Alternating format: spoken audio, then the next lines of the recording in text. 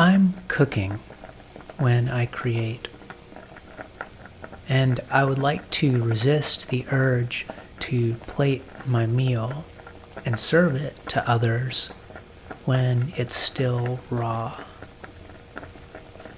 Some dishes are naturally simple and spontaneous, but the art that needs building requires time to bake and self-organize.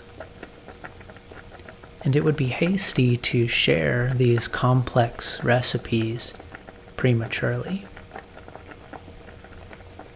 Oftentimes, the reason that I would share a raw piece of art would be for a feeling of satisfaction that is not derived from a work well done and done beautifully, but rather to drum up some validation.